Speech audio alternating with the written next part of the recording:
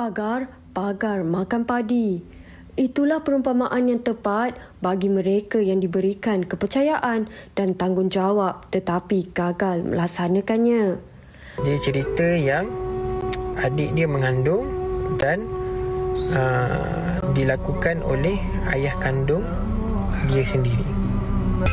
Suasana kali ini akan ku pasti kita happy. Bercanda tawa riang-riang di hari mulia.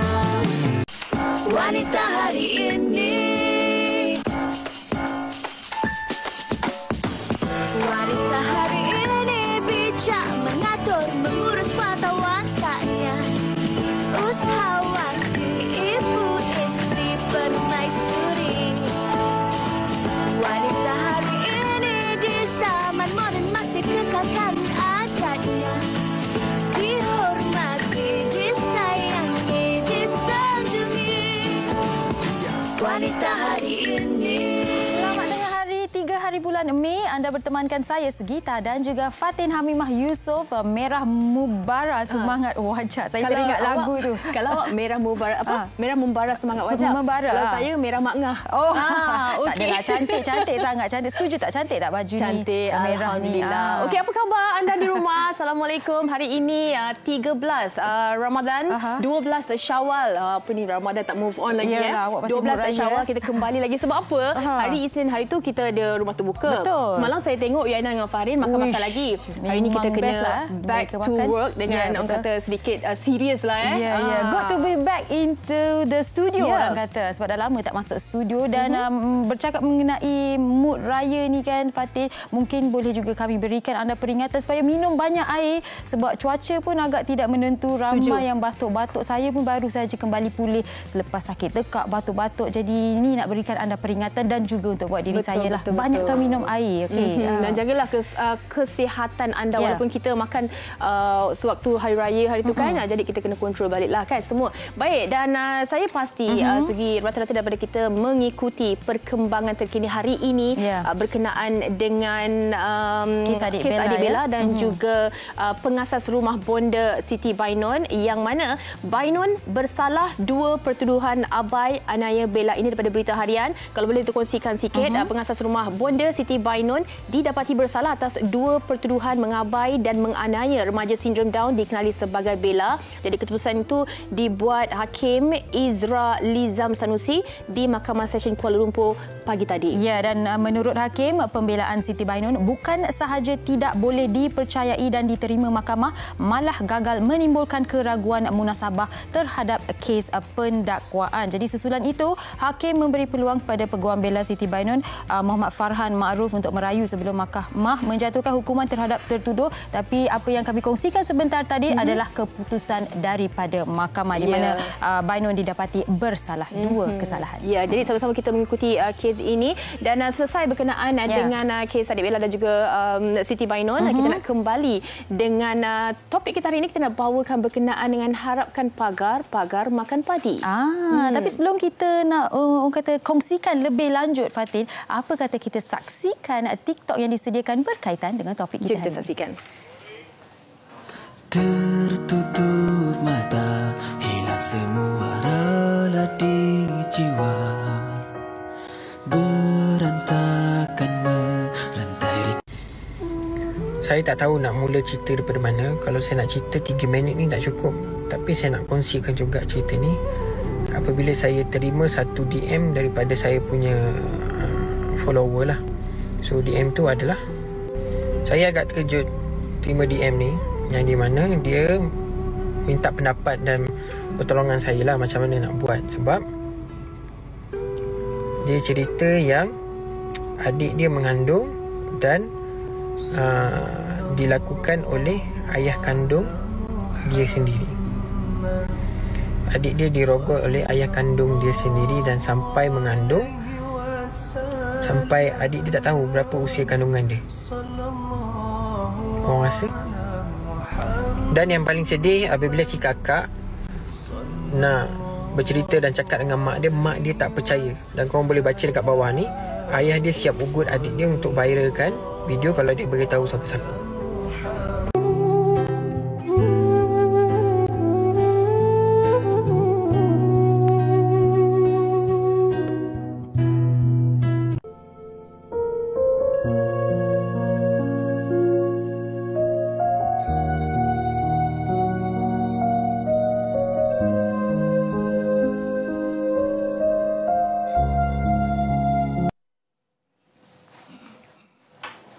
Baik, dan saya pasti ramai dalam kalangan mereka, Fatin, sudah pun tahu definisi harapkan pagar makan padi. Di awal tadi pun kita dah kongsikan, bila kita memberikan kepercayaan kepada seseorang dan kita rasa kita dikhianati, kan, rasa sakit tu sangat teramat sangat. Betul. Dan pada masa yang sama ia memberikan impak kepada mereka yang menjadi mangsa. Ya, bukan sahaja untuk mereka yang menjadi mangsa tetapi seluruh keluarga sebenarnya. Lagi-lagi dia membabitkan dari sudut kehormatan wanita, ibu bapa mungkin mereka tersepit mungkin dalam keadaan ini, dan hari ini kita nak buat pencerahan. Tapi sebelum tu Sugi, bercakap mengenai harapkan pagar makan padi semalam.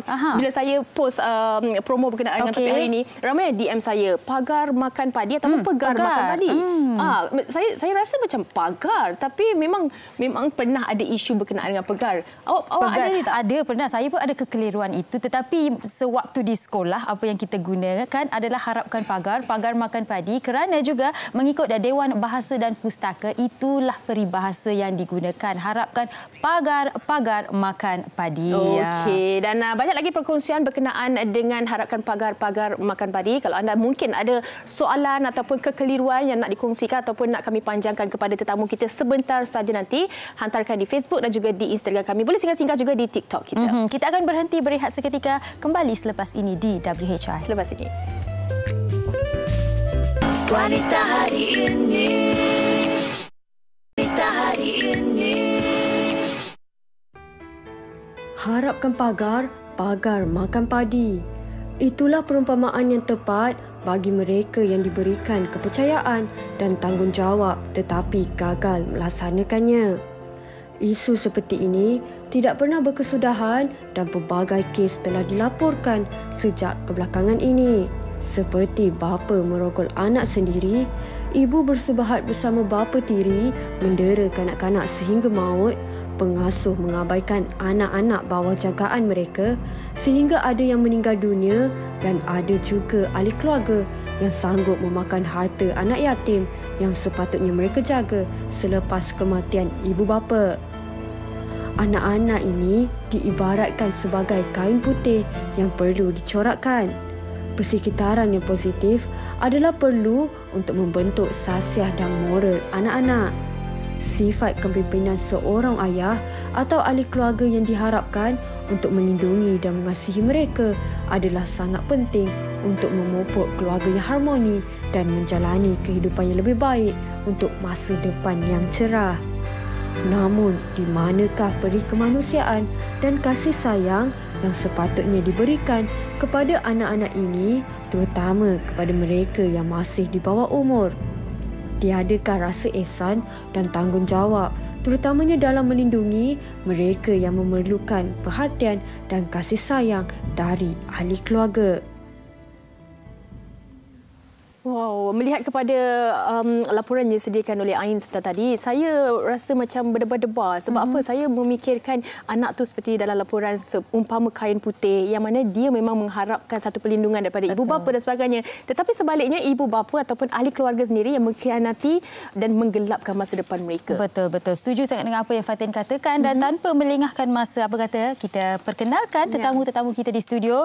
Kita bersama dengan Dr. Ida Hartina Ahmad Tharbi selaku kaunselor berdaftar dan pensyarah kanan Jabatan Psikologi, Pendidikan dan Kaunseling Fakulti Pendidikan Universiti Malaya. Terima kasih, Doktor. Selamat Hari Raya juga. Ya, selamat Hari Raya. Doktor dan juga Puan Hajar Azlina ataupun lebih dikenali sebagai Puan Rozi Ghaffar selaku pakar psikologi klinikal dan pengerusi rumah teratai. Terima kasih kedua-duanya bersama dengan kami. Masih lagi dalam mood raya ke? Ya. Masih ya? Pakai baju raya lagi. Pakai baju raya lagi. Pakai baju raya. Wow, okey. Baik. Kita nak mulakan perbincangan kita dengan mungkin kita boleh kaitkan dengan apa yang kita lihat ataupun dengarkan tadi daripada laporan. Kita sentiasa dalam bahasa Inggeris ada satu saying ni, kata live with no expectation. Mungkin lain orang lain mereka cara mereka terjemahkannya, tetapi susah untuk hidup tanpa mengharapkan apa-apa. Bila kita datang ke muka bumi ni mungkin kita tidak tahu apa-apa, tapi semakin kita meningkat dewasa, kita harapkan ibu dan ayah, lepas tu abang dah kahwin, harapkan suami dan sebagainya. Tapi apa yang berlakunya adalah apabila kita harapkan individu ini dan kita dimakan oleh mereka. Dan saya nak mulakan dengan doktor sendiri berkongsi. Doktor, kalau kita lihat dari dahulunya mungkin sejak saya kecil sehingga sekarang, kesnya masih lagi ada. Nak kata tak ada memang susah nak cakap tak ada, memang ada. Tapi adakah kesnya semakin berkurangan, doktor rasa, dengan apa yang doktor lihat sebagai seorang kaunselor? Okey, saya rasa kes begini bukan memang tidak semakin berkurangan, tetapi dahulu pun memang dah ada. Cuma pada masa sekarang orang lebih sedar tentang awareness tu adalah tentang kesedaran tu, dan ramai yang tahu bahawa perkara-perkara macam ni perlu dibawa ke depan, perlu diminta bantuan daripada pihak-pihak yang sepatutnya. Okey, kalau dibiarkan dalam keluarga itu sendiri, maka akan jadi lebih teruklah. Sama ada dari segi kesihatan psikologi atau kesihatan fizikal untuk ahli keluarga. So kita nampak bahawa sekarang ni orang lebih tahu tentang kes, sedangkan dulu pun memang dah ada lah. Baik. Mungkin disebabkan peranan media sosial itu sendiri kan, yang mana mereka lebih terbuka ataupun mereka mencuba untuk mendapatkan perlindungan ataupun pertolongan. Baik, selaku pengurusi rumah teratai juga, Puan Hajah mungkin boleh kongsikan bagaimana pula stigma masyarakat yang kadang-kala bila melibatkan ahli keluarga ni, mereka akan, walaupun kadang-kadang ada kes jenayah merogol, membunuh dan sebagainya, mereka tetap memegang menjaga aib keluarga. Stigma ini masih lagi ada waktu sekarang ini. Pendapat Puan Hajah? Ya, memang betul tu Fatin. Sebab menurut kajian daripada LPPKN beberapa tahun lepas mendapati purata masa yang diambil untuk melakukan laporan, nak memberanikan diri itu bagi mangsa untuk buat laporan pada pihak polis lebih kurang 7 tahun. 7 tahun? Ya. Jadi maknanya dah 7 tahun dah kena pukul, kena dera ke, mengalami penderitaan emosi, fizikal, seksual dan sebagainya, barulah berani. Itu pun banyak kes yang saya jumpa sebenarnya lebih daripada 10 tahun. Melainkan saya tengok sekarang ni generasi muda. Mungkin sebab generasi muda sekarang ni lebih terdedah dengan media sosial, dan kita ada ramai influencer juga yang cakna dengan isu-isu penderaan, keganasan dan sebagainya. Jadi ramai generasi muda, bila saya kata generasi muda ni generasi Y lah, ke bawah lah. Maknanya bawah umur 35 tahun macam tu. Yang umur 40 tahun ke atas memang jarang lah. Melainkan dah umur 40 lah, maknanya baru dia terfikir untuk buat laporan kan. Yang muda ni kadang baru 2-3 tahun kahwin pun dah maknanya menelpon lah pihak kami untuk mendapatkan bantuan, nasihat dan sebagainya, datang kaunseling. Cuma yang saya ingin kongsikan kat sini, apa yang menarik ialah ramai juga generasi muda yang saya dapati di kalangan lelaki yang juga mempunyai kesedaran yang meningkat. Semakin meningkat maknanya di kalangan lelaki, dan ramai juga lelaki muda yang datang kaunseling. Yang generasi X ke atas ni semua tak datang kaunseling. Kita panggil suami tak nak datang, memang tak akan datang lah. Tapi generasi Y ni dia nak datang. Sikap keterbukaan tu mula. Jadi kita pun rasa satu yang baik. Ini satu perkembangan yang baik lah. Mungkin disebabkan oleh kesedaran tu sendiri. Dulu mungkin orang tak ada kesedaran. Jadi dia tak sedar bahawa sikap dia yang pemarah dan sebagainya rupanya mendatangkan kesakitan kepada isteri, kepada anak-anak. Sikap dia suka memukul misalnya kan. Sebab dulu tak ada awareness ni. Kesedaran tu tak ada. Tapi sekarang bila dah semakin banyak disebarkan dalam media sosial, TV dan sebagainya, jadi mereka sendiri merasa dan mereka dah mula berfikir. Terutamanya mereka yang mempunyai pendidikan yang tinggi lah. Baik, faham.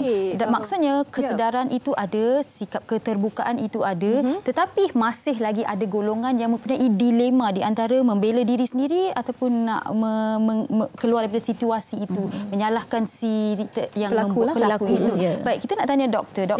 Bercakap mengenai kita boleh berfikir apa yang salah, apa yang betul, kita semua diberikan orang kata kewarasan itu. Tetapi kadang-kadang bila kita lihat satu situasi itu ataupun kita baca mana-mana laporan, macam betul ke bapa boleh buat macam ni ke? Sanggup bapa dia buat macam ni ke anak perempuan dia? Ada yang jual anak, ada yang rogol anak. Bukan setakat anak perempuan, anak lelaki pun ada yang dijadikan mangsa, memukul isteri dan sebagainya. Kita yang baca, kita rasa marah, kan?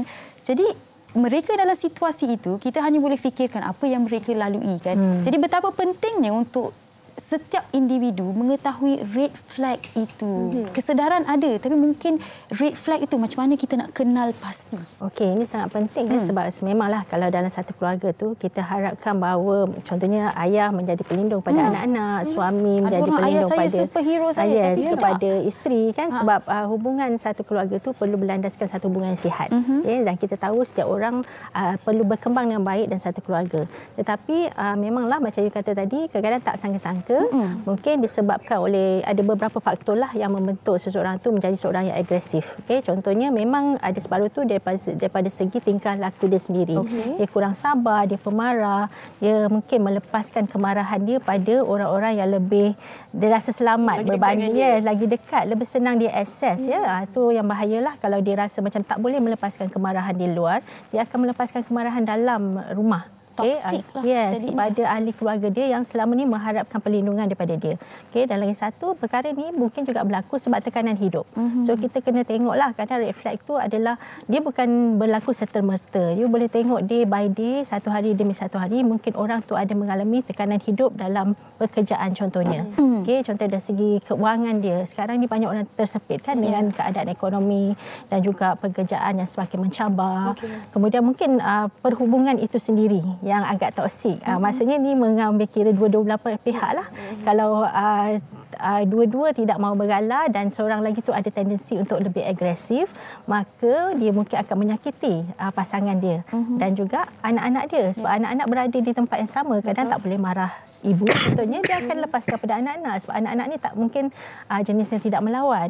Dan kalaulah kata isteri pun tak tahu, yang tak sedar bahawa ini adalah tanda-tanda bahawa hubungan tu menjadi lebih negatif, dia akan anggap tu macam is part of marriage. So jadi macam kebiasaan, biasalah kan asam garam perkahwinan. Asam garam perkahwinan. So kita tak hendaklah ini berlaku. So setiap orang yang dalam perkahwinan, dalam keluarga, kena faham dan kena tahu bahawa kita ni kena saling mengambil tahu sikap-sikap negatif tu. Mungkin ada tempoh masa yang kita boleh bercakap dengan pasangan kita kalau dia ada ciri-ciri demikian, supaya dia pun sedar. Kadang dia orang tak sedar, tiba-tiba jadi ke peringkat yang lebih tinggi, lebih teruk lah. So dah sampai agresif tu susahlah, dah sampai kecederaan fizikal dan sebagainya. Adakah ini juga didorong oleh masalah mental? Sebab apa, kalau kita boleh recap balik apa antara laporan, ibu ada kes yang menggari anak sendiri, bapa kandung merogol anak beberapa kali, ada juga yang kes liwat dan sebagainya. Ini semua penderaan seksual yang kita rasa macam sebenarnya kita melahirkan generasi untuk kita membina masa depan mereka, tapi kita menghancurkan masa depan mereka sebaliknya. Mungkin Puan Hajah boleh kongsikan juga berkenaan dengan masalah mental, bagaimana untuk kita atasi ataupun dari mana untuk kita kenal pasti sebenarnya itu akan menjadi punca. Okey, bila cakap pasal kesihatan mental ni, memang ini dalam bidang kesihatan mental lah. Bila berlaku penderaan, keganasan dan sebagainya ni, dan mereka yang menjadi mangsa antara faktor risiko daripada penderaan ialah mendapat masalah mental lah, seperti kemurungan, anxiety, cemas ke, ataupun rasa nak bunuh diri pun ada, suicide. Dia rasa hidup ni dah tak berguna sebab selalu kena pukul dan sebagainya kan. Dan kadang-kadang dia menjadi masalah intergenerasi, kita kata. Maknanya mereka yang mendera, kajian mendapati mereka mendera, ada salah satu penyebabnya ataupun faktor risiko ialah dia sendiri menyaksikan penderaan semasa dia masih kecil. Maknanya dia dibesarkan dalam suasana yang ganas, dalam suasana penderaan kan. Dan kajian banyak mendapati mereka yang biasanya daripada latar belakang sosioekonomi yang rendah, yang tahap pendidikannya rendah, dan dibesarkan dalam kawasan, misalnya kawasan yang berpendapatan rendah, macam tu, jadi terdedah dengan keganasan, terdedah dengan, maknanya dia sendiri pun, jiran dia, adik-adik dia pun biasa je, pukul-pukul ke maki hamun ni, sindir-sindir ni biasa. Jadi makanan dia harian, jadi dia tak rasa benda tu salah. Jadi bila dia berkahwin ataupun dia masuk dalam satu keluarga lain misalnya, dia meneruskan sebab dia rasa benda tu adalah biasa. Dan mereka yang menyaksikan penderaan, misalnya wanita pun, kalau dia dibesarkan dalam keadaan mak dia selalu didera, walaupun dia mungkin tak pernah dipukul, bila dia berkahwin, bila suami dia pukul dia rasa macam itu biasa juga, sebab dulu mak aku pun kena pukul juga. Jadi aku pun mungkin kena pukul kot, memang perempuan selalu kena pukul kot. Jadi dia rasa benda tu adalah biasa. Jadi ini yang tidak dipahami. Yang ini yang kita kena berikan awareness, kesedaran ni secara berterusan. Tak boleh stop dengan satu generasi je kan. Itu yang kita kata tadi, benda ni bukan tak pernah berlaku dulu. Dulu pun dah berlaku, tapi orang tidak memahami bahawa itu adalah satu penderaan dan itu satu kesalahan. Dia bukan setakat satu keganasan kasar-kasar. Ada orang kata ni keluarga ni kasar, semua cakap itu memang budaya keluarga tu. Memang budaya macam tu kan. Sedangkan ia bukan satu yang boleh diterima di zaman moden ni lah terutamanya kan di mana hak-hak manusia, hak-hak wanita adalah satu yang penting. Dan kanak-kanak bila kita cakap pasal perkara ni macam misalnya tadi kan kita tengok bukan setakat wanita aja dibunuh, didera, dipukul tapi kanak-kanak pun. Jadi hak kanak-kanak pun adalah satu hak asasi manusia. Okey, kejap lagi kita akan berbalik dengan soalan bagaimana untuk kita memberikan kesedaran secara berterusan. Tetapi sebelum tu kita nak dengar juga pandangan orang ramai berkenaan dengan topik kita hari ini.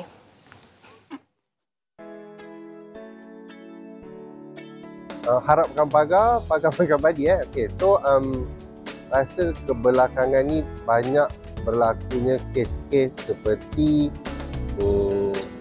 yang berlaku among the family members dalam keluarga sendiri. Contoh macam orang kata haruan makan anak, for example. So banyak kita dengar kes-kes yang berlaku in between not just keluarga, tapi yang kita harapkan orang untuk jaga anak kita sendiri tetapi menjadi sebaliknya. Okay, antara contoh yang saya boleh bagi harapkan pagar-pagar ni, contohnya dia boleh jadi bapa tu sendiri boleh kata merogol ataupun meliwat anak perempuannya itu sendiri. To me, benda tu adalah sangat tragik dan kalau fikir menggunakan otak yang waras, orang tu gila sebenarnya.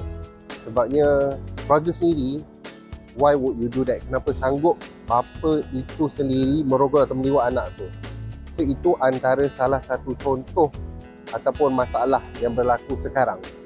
Okay, pandangan saya sepatutnya benda tu tak jadilah kan? Sebab apa kita harapkan dia tapi baliknya dia telah menganiaya kita kan. Jadi benda tu tak sepatutnya berlaku sebab ini adalah sifat kemanusiaan tau. Jadi benda ni kita dah tahu daripada dulu, kita dah belajar daripada mak bapak kita kan. Sepatutnya tak akan berlaku. Okay, sekarang ni kalau sebagai rakyat Malaysia lah, masyarakat ni kita kena sentiasa saling ingat mengingati ataupun kita gunakan sosial media yang ada ni kan, kita buat iklan ke apa ke tentang perilaku manusia yang sebegini lah. Baik, itu rata-rata pandangan orang ramai berkenaan dengan topik yang kita bawakan hari ini. Ada juga di Facebook, komen-komen di Facebook. Terima kasih banyak-banyak. Saya bacakan daripada Sharifah Anis Sabrina. Harapkan pagar makan padi. Bila baca saka, bila baca-baca kot, dia typo. Sebagai alasan, saya juga pernah berhadapan dengan alasan tersebut. Bila ada kes terjadi dan saya tegur lantas mereka yang terlibat menyumpah anak saya supaya jadi seperti mereka. Sangat terhina golongan seperti ini di depan nasihat agama berdegar dalam hati sendiri menerima perbuatan terkutuk. Ini secara orang kata secara halus dan senyapnya lah kan, gangguan seksual ataupun sebagainya. Okey, suara saya berubah sedikit. Okey, itu yang saya ingatkan tadi supaya minum banyak air. Okey. Ini satu lagi komen daripada Mazilah Mansur. Setiap insan pasti tak sempurna. Untuk mengelakkan terjadinya kes pagar makan padi, jangan letakkan sepenuh kepercayaan kepada semua orang sekeliling walau bagaimana akrab pun dengan kita. Sedikit daripada Halijah Hanif, ada suami yang lacurkan isteri untuk cari rezeki. Macam mana ni? Harapkan pagar makan padi. Ya, ini tadi saya sempat bersembang dengan Dr. dan Puan Hajar yang mana kadang-kadang wanita ni, kita tak salahkan wanita, fitrahnya memang sangat-sangat orang kata lembut hati, pemaaf dan sebagainya. Jadi bila suami melakukan sesuatu, merajuk sekejap ataupun membawa diri sekejap, lepas dah minta maaf, dia sejuk balik. Dan perkara ini berterusan, berulang-ulang. Dan ini menjadi salah satu budaya dalam keluarga tu. Dan terus orang kata anak-anak pun orang kata dah nampak macam okey bila melihat situasi ini.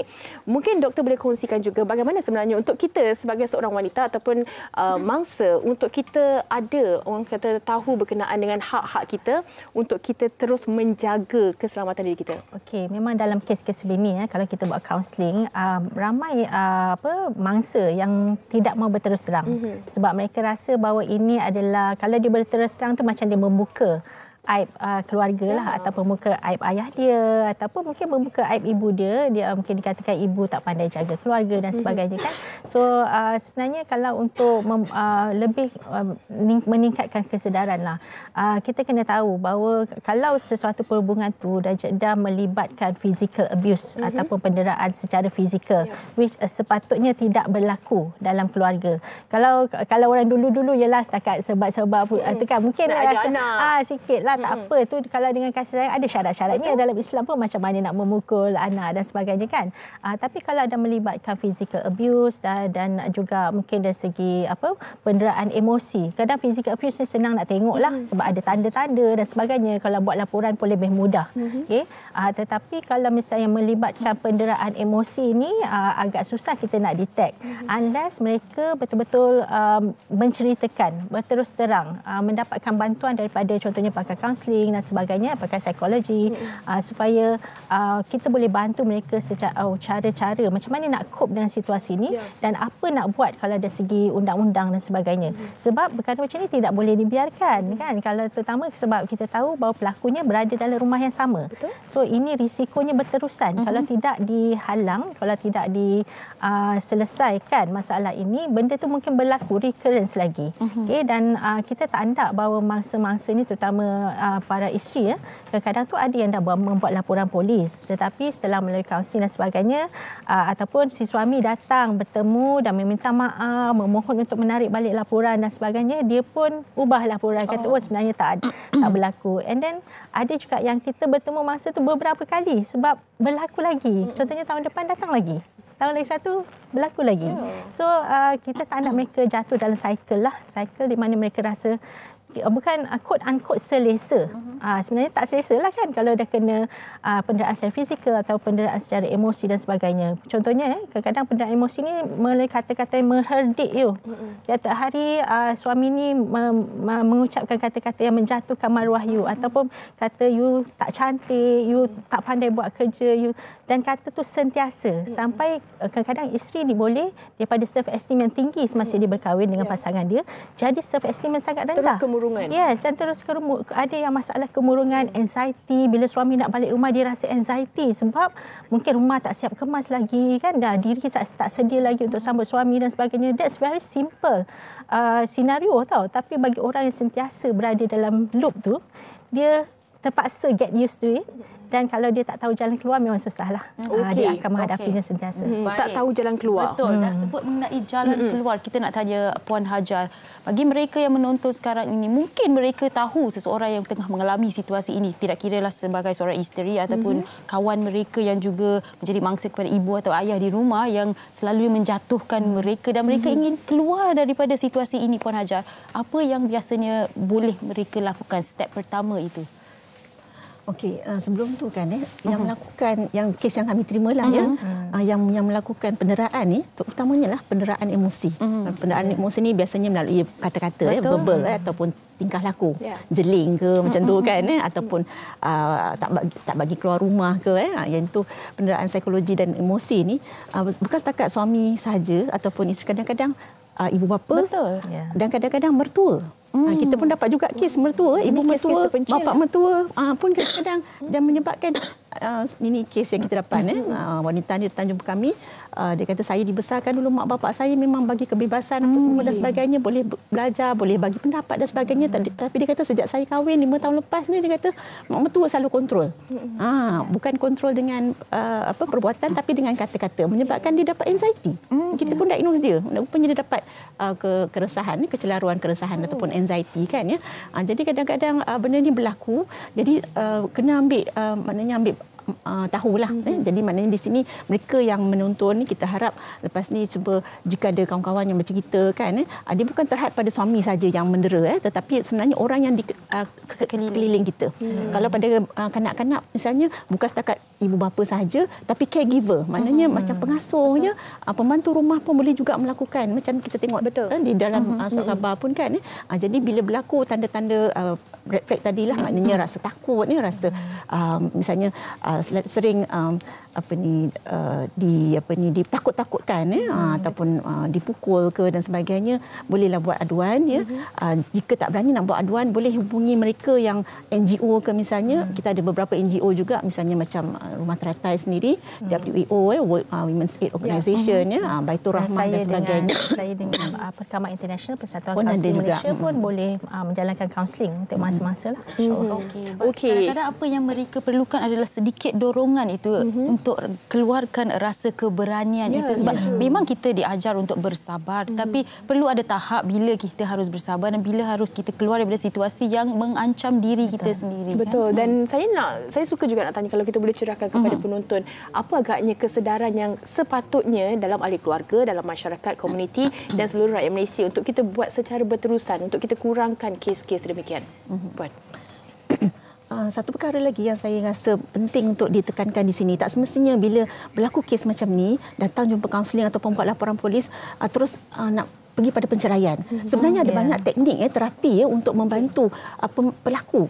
Misalnya macam saya sebut tadi kan, bila kita dapat kes macam ni dan saya minta suami datang sekali. Sebab kita nak assess pula tengok suami kan, dan kadang-kadang suami sendiri kata dia tak sedar benda ni berlaku kan. Rupanya dia mempunyai sifat marah yang keterlaluan. Dan pada masa dia marah tu dia tak sedar yang dia telah melakukan misalnya mengeluarkan kata-kata yang buruk dan sebagainya. Jadi sebenarnya dia boleh belajar teknik menguruskan kemarahan, anger management teknik di sini. Jadi tak semestinya bila datang jumpa dengan kaunseling ke dan sebagainya tu terus kita nak suruh dia bercerai.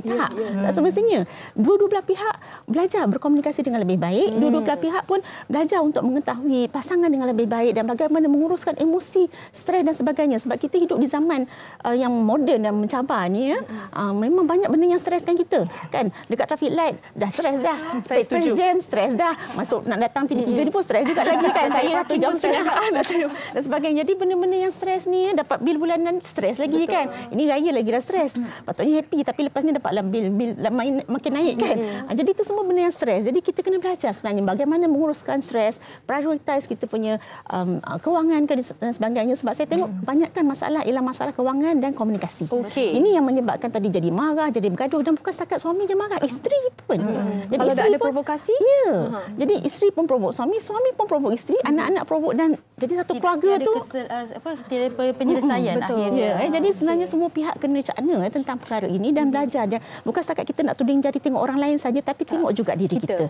Kan adakah kita sendiri boleh mengawal diri kita dengan baik kan, dan kita boleh belajar sebenarnya perkara ini, insya-Allah. Okey, baik. Dan mungkin doktor sendiri ada apa-apa nasihat buat mereka yang sedang menuntut sekarang ini? Kesedaran tu tadi bukan sahaja pada peringkat individu lah. Macam tadi cakap, memang kita sendiri perlu aware tentang apa cara-cara kita nak menghadapi situasi macam ni, tetapi saya nak bawa kesedaran ni ke peringkat komuniti juga. Sebab komuniti sekarang kita semakin isolate, kita makin membiarkan. Kalau perkara ni hal masing-masing lah, bukan macam zaman kalau masa dulu kan jiran tetangga pun tahu. Dia bukan kira macam kita nak menyebuk tahu. Makcik bawang. Bukan fungsi dia bukan sebagai makcik bawang, tapi kita nak jaga keselamatan setiap jiran tetangga kita lah. Kalau kita nampak red flags tu, macam kita kadang-kadang ada keluarga yang bergaduh, dia menjerit-jerit boleh dengar sampai jiran tetangga, tapi zaman sekarang orang buat tak tahu, kata jangan masuk campur kan. Tetapi kalau you sering mendengar dan kita sering mungkin ternampak perkara-perkara macam ni berlaku, apa salahnya kita mengambil tahu, sebab ini untuk kebajikan bersamalah. Komuniti perlu mainkan peranan ni. Dia bukan kita sendiri sedar, kita sendiri hadapi. You perlu support, perlu sokongan daripada orang lain untuk jadikan mangsa itu lebih kuat.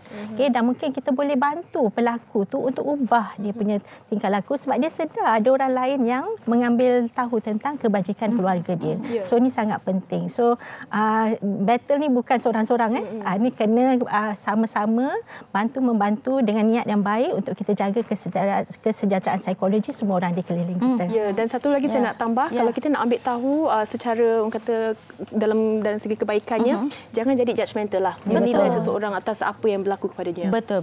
Baik, kami nak ucapkan terima kasih kepada Dr. Ida Hartina dan juga Puan Hajar Azlina atas perkongsian hari ini. Dan terima kasih juga kepada anda semua yang sudi berkongsi komen-komen anda di Facebook, dan semoga apa yang dikongsikan hari ini memberikan pencerahan buat kita semua dan sama-sama kita wujudkan keadaan yang cukup harmoni untuk kita semua tinggal di muka bumi ini. Betul, saya setuju sekali. Dan selepas ini Sugi, kita ada satu lagi persembahan Seindah Kasih, lagu tema Media Prima. Selepas ini anda jangan ke mana-mana.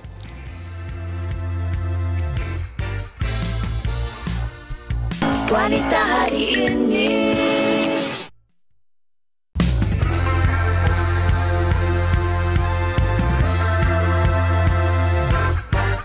Seindah kasih menerangi waktu pagi, berhias cantik berseri hari ini. Sabar nak berjumpa, ku mau lepaskan rindu. Kau bermain di mindaku selalu. Ku setia menemanimu. Diriku tak mengenal sepi bila kau ada di sisi. Suasana kali ini akan ku pasti buka hati, bercanda tawa riang-riang di harimu ria. Saling bersalam-salaman, berpesan dan memaafkan, mengambil kenangan silam yang seindah kasih.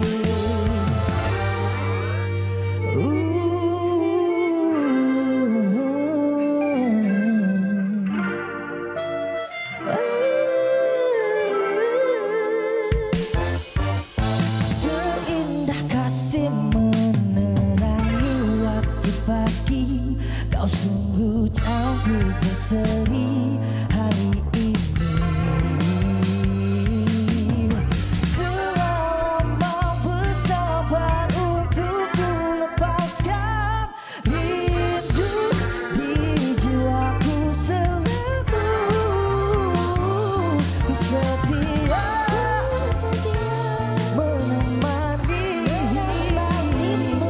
Diriku tak mengenal sepi bila kau ada di sisi. Suasana kali ini akan ku pasti buka hati, bercanda tawa riang-riang di harimu ria.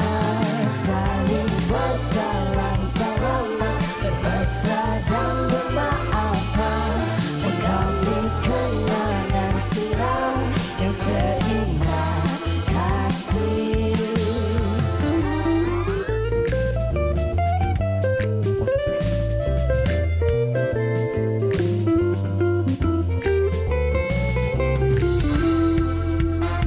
Ready? Ready? Oh, suasana kali ini akan ku pasti kita happy, bercanda tawa riang-riang di harimu ria. Saling bersalam-salaman, berpesan dan bermaafan, kenangan silam yang seindah kasih.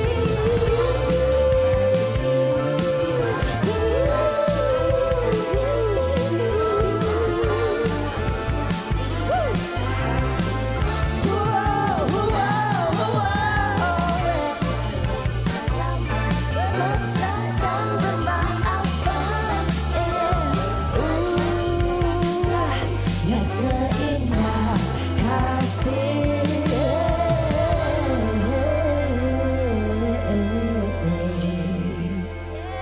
Bill Musa dan juga Akmal Ramdan. Selamat Hari Raya. Selamat Hari Raya. Alah, hari ini saya tak pakai baju kurung lah. Misal saya tak pakai. Lari tema. Tapi kan tadi saya batuk tahu. Macam batuk kering ni. Saya dah harga.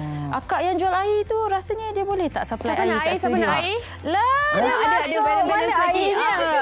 Awak ke tu? Ada sikit lagi. Oh, ada sikit lagi. Apa khabar? Khabar baik, alhamdulillah. Okey. Jom ke sini sikit. Betul lah, kita tak lari tema sikit. Betul. Sebab kalau dengar lagu Seindah Kasih ni, dia tak ada pun macam elemen hari raya ke bermaafan ke. Adakah ini strategi sebenarnya Bill dan juga Akmal?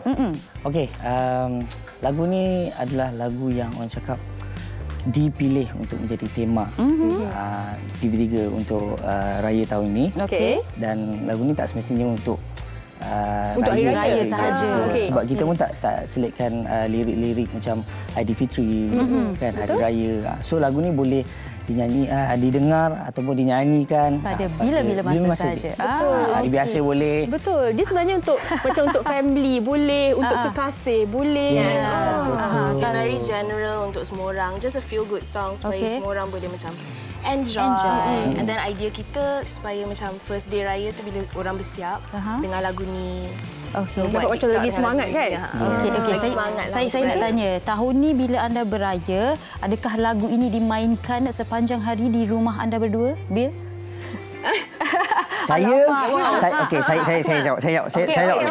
Silakan. Okey, saya meniaga di bulan Ramadan. Memang dah sasalah setiap hari tu memang saya akan buka lah. Lagu sendiri? Bagus. Kita bangga kita lagu sendiri. Betul. Tapi sebenarnya dia punya vibe tu memang bagi orang ceria, orang rasa macam bersemangat kan. Tak sabar nak balik jumpa yang tersayang. Okey, Bill, kita ketepikan soal lagu ni mengenai sama ada lagu ni dimainkan ataupun tidak. Tapi berkolaborasi bersama dengan Akmal ni, bagaimana anda mendapatkan chemistry itu dan sebagainya? Okay, so first time jumpa Akmal memang intimidated sebab Akmal kan pemenang. Naik juara. Paling juara. Saya biasa je. Biasa. Saya biasa.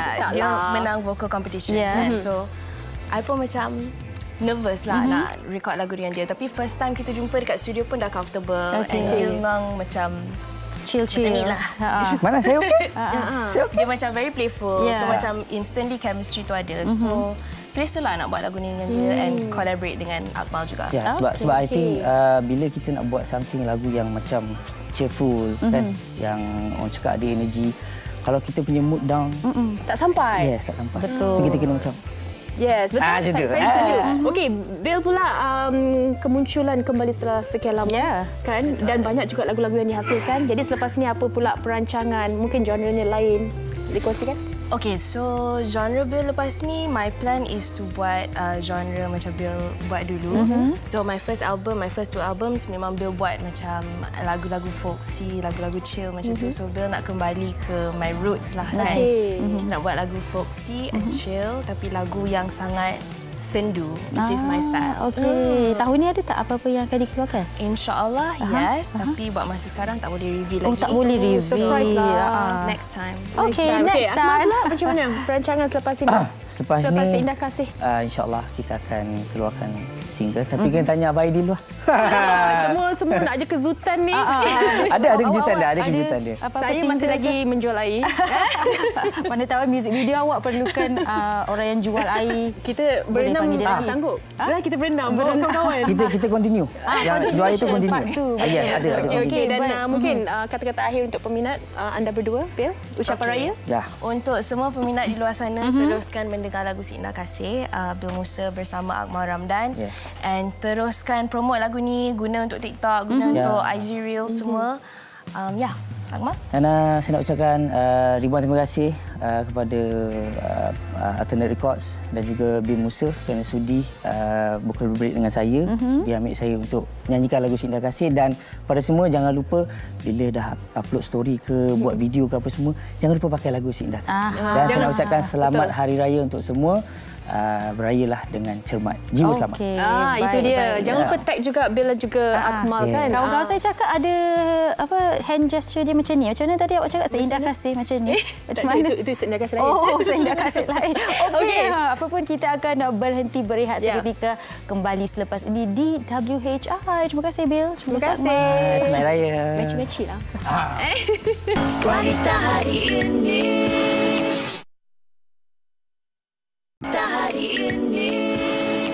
Anda masih lagi bersama kami di Wanita Hari Ini. Terima kasih banyak-banyak. Kita dah pun berhibur dengan persembahan Si Indah Kasih tadi. Kita pun dah kongsikan berkenaan dengan topik kita hari ini. Dan terima kasih banyak-banyak siapa yang hantarkan komen-komen anda tu. Kejap lagi mungkin kita boleh bacakan sedikit lah kan. Dan sampai ke sekarang saya tak dapat air daripada akak air tadi tu. Kata ada lepas lagi. Lepas ni kafe. Okey. Dan mungkin kita boleh kongsikanlah sedikit daripada kita. Okey. Ini daripada Indon Hussein. Okey. Pemangsa jadi takut untuk bersuara kerana diugut sekiranya diberitahu kepada sesiapa. Kadang-kala itu mengambil masa yang lama, perbuatan yang tidak berperi kemanusiaan terjadi. Inilah yang kita kongsikan tadi. Kalau dah terjadi, cepat-cepat untuk kita ketepikan berkenaan dengan aib, sebab apa keselamatan tu lebih penting dari segalanya. Betul. Semalam saya ada menonton satu rancangan dan seorang individu ini berkata setiap orang ada rasa takut itu. Tetapi yang berani adalah mereka yang pandai untuk menguruskan rasa takutnya dan tampil berani. Maksudnya kita memang takut, tapi kita buat-buat tak takut, kita beranikan diri kita. Dan saya rasa lagi satu, kita tahu berkenaan dengan hak kita. Tak kira lah anak-anak ke suami, isteri, kita tahu bagaimana untuk kita melindungi diri kita sendiri, mendapatkan pertolongan dari badan-badan yang sepatutnya. Jangan terus teraniaya lah, jangan cepat sangat pemaaf. Kita kena tahu juga kita punya generasi dan juga kita tak nak bawa budaya itu dalam keluarga kita. Nak terus harmonikan keluarga kita. Tadi saya baca juga komen daripada Atuk Ahmad ni peribahasa zaman moden kot. Harapkan tin makan biskut. Awak banyak makan biskut masa raya ni saya rasa. Tapi yalah, apa yang kami kongsikan hari ini perlukan bantuan daripada semua orang. Kesedaran itu pastinya ada, tetapi kita nak tingkatkan lagi kesedaran sesama semua orang supaya kita boleh mewujudkan komuniti yang sejahtera. Betul. Dan kalau tadi mungkin doktor dan juga Puan Hajah dah kongsikan di mana sebenarnya anda boleh dapatkan bantuan, anda boleh tonton sekali lagi di Facebook kami untuk dapatkan detail-detail di mana anda boleh dapatkan bantuan.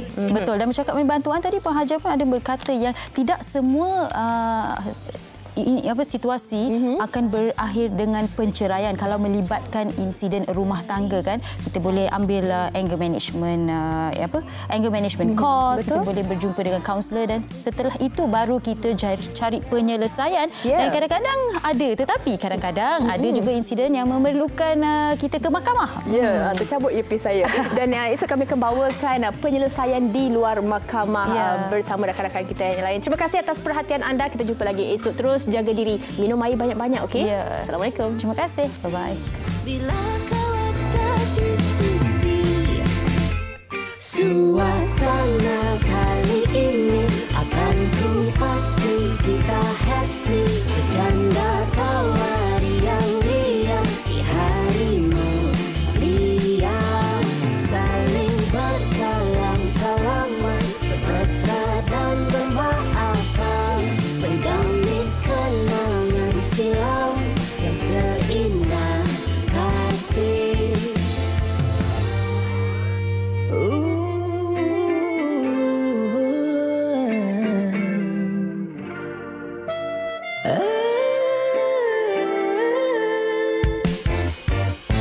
Seindah kasih menerangi waktu pagi, kau sungguh cantik berseri hari ini.